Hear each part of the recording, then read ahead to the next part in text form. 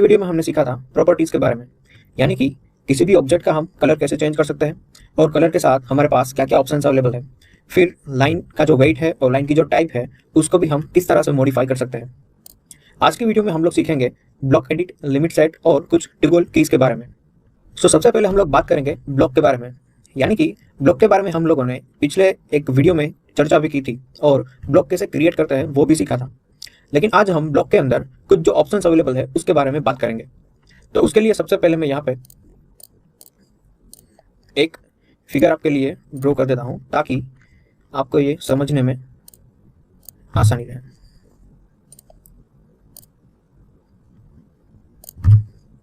ठीक है, तो ये एक ऑब्जेक्ट मेरे पास अवेलेबल है, यानी कि एक फिगर मेरे पास अवेलेबल है। अब ब्लॉक कमांड हम लोग किस लिए यूज करते हैं?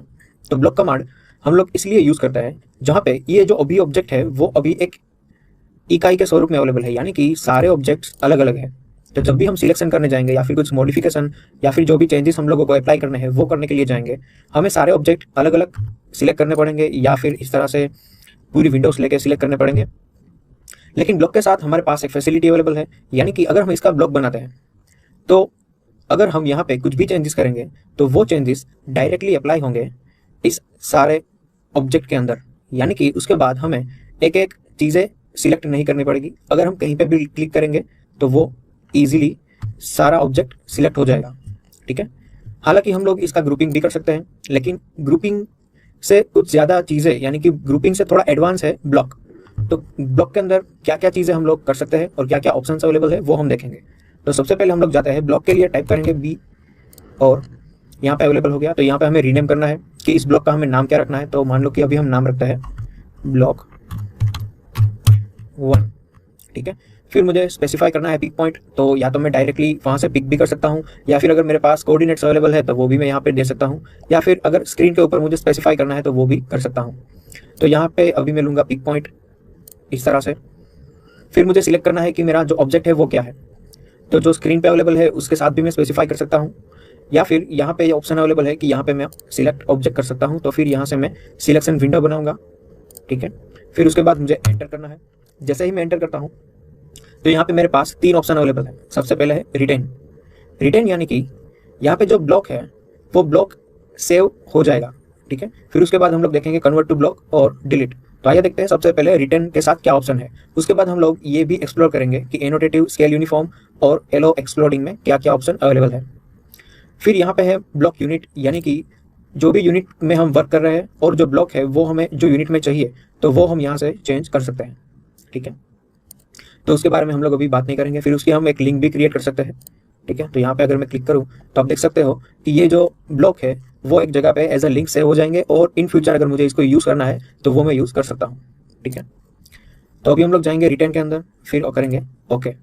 ठीक है, तो जैसे ही मैंने ओके प्रेस किया तो आप देख सकते हो कि ये जो ड्राइंग है वो ब्लॉक में कन्वर्ट नहीं हुआ है, लेकिन मेरे पास यहाँ पे एक ऑप्शन है इंसर्ट। तो अगर मैं इंसर्ट के लिए जाता हूँ आई एंटर, तो जैसे ही मैं आई एंटर पे क्लिक करूंगा यहाँ पे जो ब्लॉक मैंने सेव किया था वो यहाँ पे अवेलेबल हो चुका है।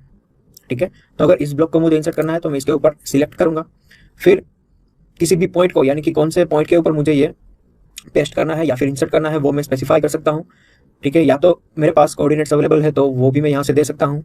फिर जो स्केलिंग है वो भी मैं चेंज कर सकता हूँ। ठीक है, तो अगर मुझे कुछ स्केलिंग के अंदर चाहिए, यानी कि जो एक्चुअली ड्राइंग है उसकी हाफ साइज चाहिए तो वो उस हिसाब से मैं यहाँ पे चेंज कर सकता हूँ। ठीक है, फिर जो यूनिफॉर्म स्केल है, यानी कि जो स्केल में ड्राइंग अवेलेबल है उसी स्केल में मुझे चाहिए तो मैं करूँगा यूनिफॉर्म स्केल। ठीक है, फिर रोटेशन पे चाहिए, यानी कि एंगल पे चाहिए तो अभी हम लोग 0 एंगल पे लेते हैं। उसके बाद कुछ एंगल भी इंसर्ट करेंगे। ठीक है, तो यहाँ पे डायरेक्ट करूँगा ओके। तो जैसे ही मैं ओके एंटर करता हूँ तो जो ब्लॉक था वो अवेलेबल हो चुका है। जो ओरिजिनल फिगर थी वो अभी भी एक डिफरेंट एलिमेंट्स के अंदर अवेलेबल है, यानी कि ये ब्लॉक नहीं है, लेकिन इसके ही जैसा एक ब्लॉक हमारे पास रेडी हो चुका है। एक और बार देखते हैं, आई एंटर, यानी कि मैंने इंसर्ट किया। इंसर्ट करने के बाद अगर यहाँ से स्केलिंग को मैं चेंज करता हूँ, ठीक है, तो वो स्केलिंग भी यहाँ से चेंज हो सकती है। फिर अगर मुझे एंगल पे चाहिए, यहाँ पे मैं करता हूँ 45 डिग्री एंगल पे।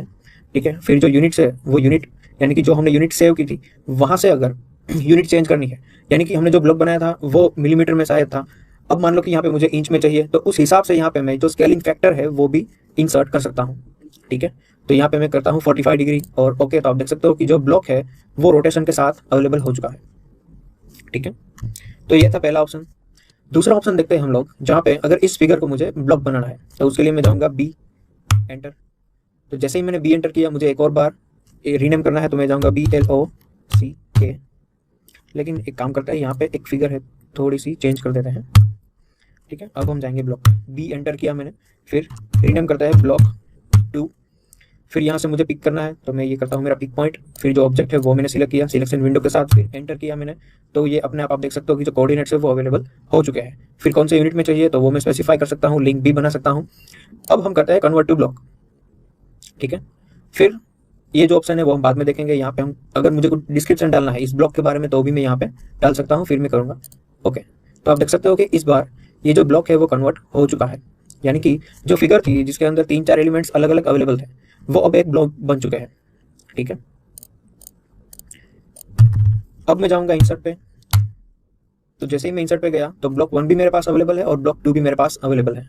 यानी कि अगर मैं ब्लॉक 2 के अंदर जाऊँ और यहाँ से मान लो कि मैं एक स्केल दूँ 0.5 एंटर, तो आप देख सकते हो कि जो फिगर मैंने ड्रॉ की है उससे एग्जैक्टली हाफ फिगर मेरे पास अवेलेबल हो चुकी है। तो ये हम कर सकते हैं स्केलिंग के साथ। एक और बार देखते हैं, ये फिगर मैंने वापस अनब्लॉक कर दी है। जो तीसरा ऑप्शन है वो भी अब हम लोग एक्सप्लोर करेंगे, जहाँ पे मैं टाइप करूंगा बी एंटर। जैसे ही मैंने बी एंटर किया, या तो मुझे कोऑर्डिनेट्स देने हैं या फिर पिक पॉइंट देना है, तो मैंने ये पिक पॉइंट सिलेक्ट कर लिया। फिर ऑब्जेक्ट में सिलेक्ट करूंगा, ये ऑब्जेक्ट मैंने सिलेक्ट कर लिया, फिर मैं करूंगा एंटर, फिर है डिलीट। तो डिलीट के साथ क्या चीज़ें यहाँ पे चेंज होगी, तो अगर मैं यहाँ पे डिलीट ऑप्शन सिलेक्ट करूँ तो ये जो ब्लॉक है वो डिलीट हो जाएगा। लेकिन जब मैं इंसर्ट पे जाऊंगा तब ये जो ब्लॉक है वो वहाँ पे अवेलेबल होगा। तो मैं यहाँ पे करता हूँ BLOCK और यहाँ पे भी हम लोग चेंज करते हैं, ये जो लाइन है वो मिटा देते हैं। ठीक है, बी एंटर, पिक पॉइंट यही ले लिया मैंने, सिलेक्ट ऑब्जेक्ट, ये ऑब्जेक्ट सिलेक्ट कर लिया सिलेक्शन विंडो के साथ, फिर मैंने एंटर किया। फिर हम लोग जाएंगे डिलीट पे और यहाँ पे हम लोग रीनेम करते हैं BLOCK 3 और ओके। तो आप देख सकते हो कि यहाँ से जो ब्लॉक है वो डिलीट हो चुका है। लेकिन अगर मैं इंसर्ट के अंदर जाऊँ तो आप देख सकते हो कि वहाँ पे ब्लॉक 3 अवेलेबल हो चुका है, लेकिन जो ब्लॉक 2 था वो सेव नहीं हुआ है। यानी कि अगर मैं किसी भी ब्लॉक को कन्वर्ट करूं, यानी कि किसी भी ऑब्जेक्ट को कन्वर्ट करूं ब्लॉक के अंदर और वो वहां से डिलीट कर दूं, तो वो यहाँ से ऑप्शन में इंसर्ट में से डिलीट हो जाएगा। हालांकि मैं यहाँ पे अगर ब्लॉक 3 करूं फिर ओके करूं तो आप देख सकते हो कि वो ब्लॉक अवेलेबल हो चुका है। ठीक है, एक और बार देखते हैं। ठीक है,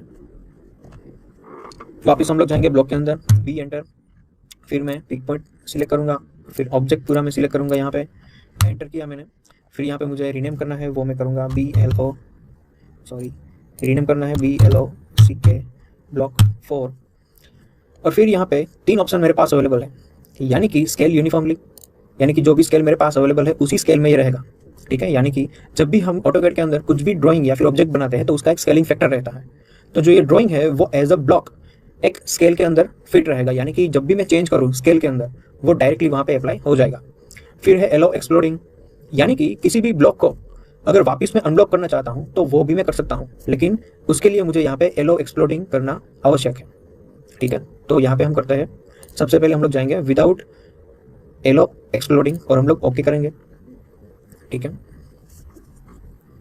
फिर इंसर्ट पे जाएंगे, ब्लॉक नंबर 4 अवेलेबल है या अवेलेबल हो चुका है। फिर अब हम इसको करेंगे एक्सप्लोड। ठीक है, इसको मैंने सिलेक्ट किया, फिर मैं करूँगा EX। तो आप देख सकते हो कि एक्सप्लोड नहीं हुआ है। क्यों नहीं हुआ है? क्योंकि जब मैंने ये ब्लॉक बनाया था उस वक्त मैंने वहाँ पे टिक मार्क नहीं किया था कि मैं इसको इन फ्यूचर अगर एक्सप्लोर करने की आवश्यकता हो तो एक्सप्लोर कर सकता हूँ। एक और बार देखते हैं, उसके लिए हम एक ऑब्जेक्ट बनाते हैं यहाँ पे।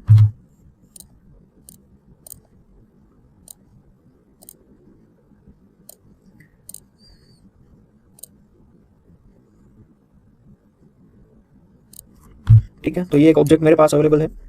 हालांकि मैं अभी आपको समझाने के लिए ही एक फिगर ड्रॉ कर रहा हूँ रैंडमली। तो अगर मैं इसको ब्लॉक करूँ तो उसके लिए मैं बी एंटर पे गया, फिर मुझे रीनेम करना है BLOCK block number 5, pick point लेना है तो ये मैंने पिक पॉइंट ले लिया। फिर मुझे ऑब्जेक्ट स्पेसिफाई करना है तो ये ऑब्जेक्ट स्पेसिफाई हो गया, सिलेक्ट हो गया। फिर मैंने किया उसको कन्वर्ट टू ब्लॉक या फिर रिटेन या फिर डिलीट, कुछ भी कर सकता हूँ। ठीक है, तो जो भी ऑप्शन आपको चाहिए वो आप कर सकते हो।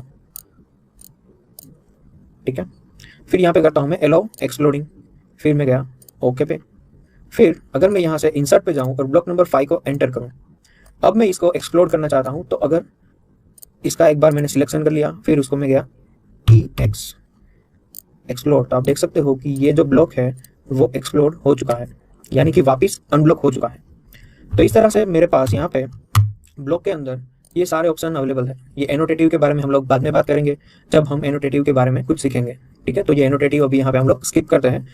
तो उसके अलावा जो भी ऑप्शंस अवेलेबल है वो सारे हमने देख लिए हैं, ठीक है। और इंसर्ट के साथ भी यहाँ पे मेरे पास ये सारे ऑप्शंस अवेलेबल है कि मैं कौन सा ब्लॉक एंटर करना चाहता हूँ। फिर जो भी ब्लॉक मैं सिलेक्ट करूँ उसके साथ स्केलिंग भी दे सकता हूँ, फिर जो एंगल है वो भी दे सकता हूँ। फिर अगर मुझे मेरा जो ब्लॉक है वो इंचीज में है और मुझे डेसिमल में चाहिए, यानी कि मीटर में चाहिए, किलोमीटर में चाहिए, एमएम में चाहिए, सेंटीमीटर में चाहिए, तो वो मैं यहाँ से सिलेक्ट कर सकता हूँ। फिर उस हिसाब से जो उसका स्केलिंग फैक्टर है वो मैं यहाँ पे मल्टीप्लिकेशन फैक्टर एंटर करूँगा और उस हिसाब से वो ड्राइंग या फिर ब्लॉक डायरेक्टली अवेलेबल हो जाएगा, ठीक है।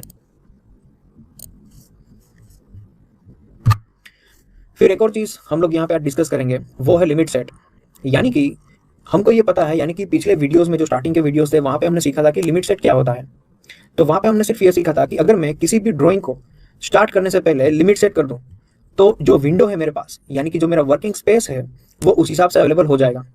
जैसे कि यहाँ पे अगर मैं लाइन कमांड लूँ और यहाँ से यहाँ तक एक लाइन ड्रॉ करूँ या फिर उसका जो डायमेंशन है वो देखूँ, तो वो एग्जैक्टली 10.71 यानी कि अराउंड 11 डेसिमल यहाँ पे शो कर रहा है, ठीक है। तो अगर मैं यहाँ से लाइन बनाऊँ ऊपर की तरफ, उसके लिए मैं ऑर्थो ऑन कर लेता हूँ और वो लाइन है 50 की, तो मैंने किया 50 एंटर। तो आप देख सकते हो कि वो लाइन जो वर्किंग स्पेस है उसे बाहर चली गई।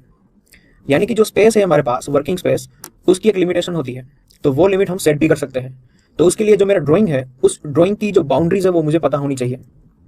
यानी कि एक लेआउट के अंदर अगर हमारे पास एक स्पेसिफिक डायमेंशन हो कि ये लेआउट है वो एग्जैक्टली इसके अंदर, यानी कि एक्स और वाई कोऑर्डिनेट देने के बाद जो भी वर्किंग स्पेस होगी उसके अंदर पूरा ड्रॉ हो जाएगा, तो उस हिसाब से मैं लिमिट सेट कर सकता हूँ।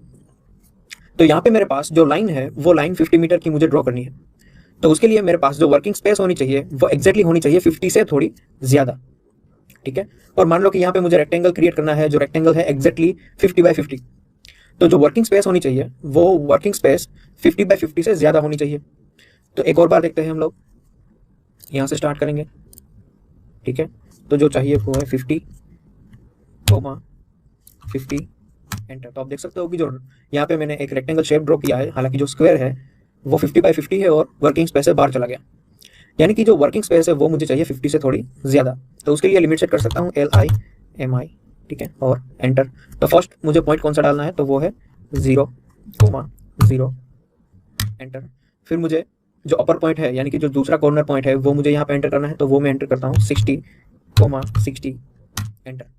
तो जैसे ही मैंने एंटर किया तो वर्किंग स्पेस अवेलेबल हो चुकी है, लेकिन यहाँ पे जो ड्राइंग है वो अभी भी अवेलेबल नहीं है। तो उसके लिए मैं जाऊँगा Z यानी कि जूम एंटर और A एंटर। तो आप देख सकते हो कि जो स्पेस हमने सिलेक्ट की थी या फिर क्रिएट की थी वो अवेलेबल हो चुकी है। तो अगर मैं यहाँ पे जाऊँ तो आप देख सकते हो कि ये ऑलमोस्ट 60, ठीक है। तो ये स्पेस हमारे पास अवेलेबल हो चुकी है। तो इस तरह से मैं लिमिट सेट कर सकता हूँ। एक और चीज़ है, जैसे कि अगर लिमिट सेट मुझे कोऑर्डिनेट्स के साथ नहीं करनी है, लेकिन अगर मेरे पास एक स्पेसिफिक कॉर्नर है, यानी कि अगर मैं लिमिट के लिए जाऊँ और मैं यहाँ से यहाँ तक, यानी कि ये मेरा फर्स्ट कॉर्नर मैंने सिलेक्ट किया और ये जो है वो सेकंड कॉर्नर मैंने सिलेक्ट किया, तो अब मैं लाइन कमांड यूज़ करता हूँ। तो आप देख सकते हो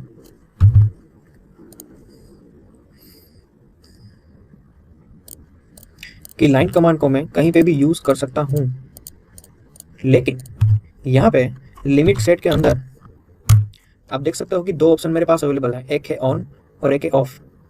तो अगर मैं यहाँ से ऑन कर दूँ तो इस बार अगर मैं यहाँ पे लाइन कमांड दूँ तो वो लाइन नहीं ड्रॉ होगी। सर्कल को भी ड्रॉ करना चाहूँ तो सर्कल ड्रॉ नहीं होगा। यहाँ पे करना चाहता हूँ होगा, यहाँ पे लाइन ड्रॉ करना चाहता हूँ होगी, लेकिन उसके बाहर कहीं पे भी मैं क्लिक करूँ, ये अंदर कर रहा हूँ हो रहा है, बाहर करूँगा नहीं होगा। क्यों? क्योंकि हमने यहाँ पे एक लिमिट सेट कर दी है कि ये जो दो कॉर्नर है उसके अंदर ही सारा काम होना चाहिए। यानी कि जो भी ऑब्जेक्ट ड्रॉ करूँ, मॉडिफाई करूँ या फिर कुछ भी चेंजेस करूँ वो इसी कॉर्नर्स के अंदर अवेलेबल होंगे, ठीक है। तो एक और बार मैं यहाँ पे लिमिट के अंदर जाऊँगा, फिर जो है वो मैं यहाँ पे ऑफ कर दूंगा। तो जैसे ही मैंने ऑफ किया आप देख सकते हो ये वापस जो भी मैं ड्रॉ करना चाहता हूँ इस लिमिट के बाहर हो रहा है, सर्कल भी ड्रॉ हो रहा है। तो इस हिसाब से मैं लिमिट भी सेट कर सकता हूँ। यानी कि जो भी मेरी एक रिक्वायरमेंट है कि मैं यहाँ से यहाँ तक जो कोऑर्डिनेट्स है उसके अंदर ही काम करना चाहता हूँ, उसके बाहर अगर कुछ मॉडिफिकेशन हो या फिर ड्राइंग चला जाए तो वो परमिसिबल नहीं है। तो उसके लिए मैं लिमिट सेट कर सकता हूँ, और लिमिट सेट करने के साथ मुझे करना है उसको ऑन। वापिस अगर उस लिमिट के बाहर मुझे वर्क करना है तो वहाँ पे मुझे करना है लिमिट ऑफ। ठीक है, तो लिमिट के लिए मैंने आपको बता दिया है, आपको टाइप करना है लिमिट्स और एंटर। ठीक है, एक और चीज़ हम लोग यहाँ पे सीखेंगे वो है टॉगल कीज़ के बारे में। यानी कि यहाँ पे हमने पिछले यानी कि कुछ स्टार्टिंग के जो वीडियोस थे वहाँ पे ये सारी कीज़ के बारे में सीखा था, जो हमारे पास राइट हैंड साइड पे नीचे अवेलेबल है, राइट हैंड कॉर्नर पे। तो अगर यहाँ पे किसी भी ऑप्शन को मुझे अवेलेबल करना है तो मेरे पास एक यहाँ पे बटन अवेलेबल है। ठीक है, जो बटन के ऊपर आप जाओगे तो लिखा होगा कस्टमाइजेशन, यानी कि ये जो ऑप्शन है वो मैं कस्टमाइज कर सकता हूँ। तो अगर यहाँ पे कोई भी ऑप्शन अवेलेबल नहीं है, यानी कि मुझे अगर ड्राइंग किसी भी चीज़ का बनाना है और उसके मुझे कोऑर्डिनेट्स चाहिए, तो वो मैं यहाँ से ऑन ऑफ कर सकता हूँ। तो आप देख सकते हो कि नीचे कोऑर्डिनेट्स आपको शो कर रहे हैं। ठीक है, फिर जो भी ऑप्शन मुझे चाहिए वो यहाँ से मैं ऑन ऑफ कर सकता हूँ। फिर लाइन वेट की जब हमने बात की थी, फिर ट्रांसपेरेंसी की बात की थी, तो वो यहाँ से अवेलेबल हो जाएगा। ये ट्रांसपेरेंसी हमें तब यूज़ में आती है जब हम लेयर्स के साथ काम करते हैं, क्योंकि अगर लेयर्स के अंदर हमने ट्रांसपेरेंसी कुछ सेट की है तो वो ट्रांसपेरेंसी तभी अप्लाई होगी जब यहाँ पे ट्रांसपेरेंसी का ऑप्शन हम लोग अवेलेबल करेंगे। ठीक है, फिर जो लाइन वेट है वो भी हमने देखा था पिछले वीडियोस में कि अगर मैं किसी भी लाइन को थिक कर दूं, यानी कि उसकी जो वेट है वो मैं बढ़ा दूं, तो वो तभी वहाँ पे शो करेगी जब वहाँ पे लाइन वेट का ऑप्शन ऑन हो। ठीक है, फिर यहाँ पे सिलेक्शन साइकिल, फिर 3D के भी ऑप्शन अवेलेबल है, फिर डायनामिक UCS ये भी अवेलेबल है। तो यहाँ पे जो भी ऑप्शन मुझे चाहिए मेरे हिसाब से अगर मुझे कस्टमाइज़ करना है, ठीक है, फिर अगर यूनिट्स चाहिए तो वो भी मैं यहाँ से ले सकता हूँ। तो ये सारे ऑप्शन मेरे पास अवेलेबल हो चुके हैं। ठीक है, तो यहाँ से जो भी आपकी रिक्वायरमेंट है वो आप सिलेक्ट कीजिए। फिर अगर आपको ये कम करनी है वापस, तो यहाँ पे आप वापस उसको डिससिलेक्ट कीजिए, यानी कि उसका जो सिलेक्शन है वो हटा दीजिए, वो अपने आप चला जाएगा। ठीक है, तो मान लो कि अगर मुझे यहाँ पे ये जो ग्रिड है तो ग्रिड का ऑप्शन नहीं चाहिए, तो मैं यहाँ से हटा दूंगा तो वो चला जाएगा। वापस अगर चाहिए तो मैं यहाँ से अवेलेबल कर सकता हूँ। तो ये है सारी टॉगल कीज। तो आज के वीडियो में हमने सीखा ब्लॉक एडिट के बारे में, फिर लिमिट सेटिंग के बारे में और कुछ टॉगल कीज के ऑप्शन। नेक्स्ट वीडियो में हम लोग सीखेंगे प्रिंट एंड प्लॉट, यानी कि किसी भी ड्राइंग को अगर मुझे प्रिंट लेना है या फिर उसका PDF बनाना है या फिर उसका प्लॉटिंग करना है तो कैसे कर सकते हैं। तो मैं आशा करता हूँ कि आज के वीडियो में हमने जो भी सीखा वो आप सब लोग प्रैक्टिस करेंगे।